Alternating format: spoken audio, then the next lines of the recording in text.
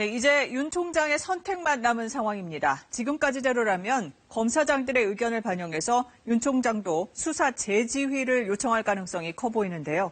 하지만 추 장관이 이걸 받아들일 확률은 높지 않다는 관측이 나옵니다. 취재기자 연결해서 쟁점과 전망 자세히 알아보겠습니다.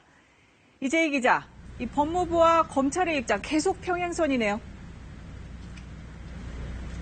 네, 한마디로 장관의 수사 지휘가 정당한지를 놓고 입장이 엇갈리고 있습니다. 추 장관이 윤 총장에게 보낸 지휘 문서인데요. 보면 검찰정법 8조에 의거했다고 써 있습니다. 법무부 장관이 검찰총장을 지휘 감독할 수 있다고 규정한 조항인데 법에 근거한 정당한 지휘라는 게 법무부 입장입니다. 반면 검찰은 같은 법 12조를 내세우고 있는데요. 검찰에 대한 총장의 지휘 감독권을 명시하고 있는 부분입니다. 따라서 장관의 지시 중 수사팀이 총장의 지휘 감독을 받지 않고 수사하라는 내용이 법 위반이고 검찰의 중립성을 훼손할 수 있다는 주장입니다. 그런데 추미애 장관도 수사 지휘를 한 게 검찰 수사의 중립성을 위해서라고 했단 말이죠.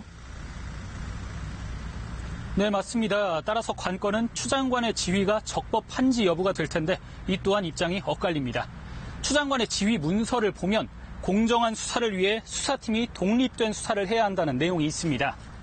추 장관은 줄곧 윤 총장이 검언유착 의혹의 당사자이자 자신의 최측근인 한동훈 검사장을 비호하려 한다고 의심하고 있습니다.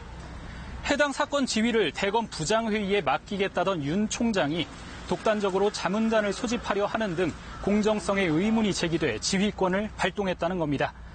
이에 대해 대검 측은 중앙지검 수사팀이 대검 부장회의의 지휘를 제대로 따르지 않는 등 중앙지검의 수사가 공정성을 잃어 불가피하게 지시를 내렸다라는 입장입니다.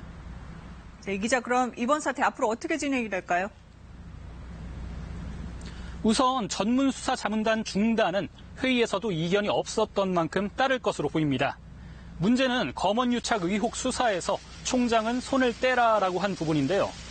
이에 대해 검사장 회의를 통해 명분을 쌓은 윤석열 총장이 추 장관에게 부당성을 설명하고 재지휘를 요청할 것이라는 관측이 나옵니다.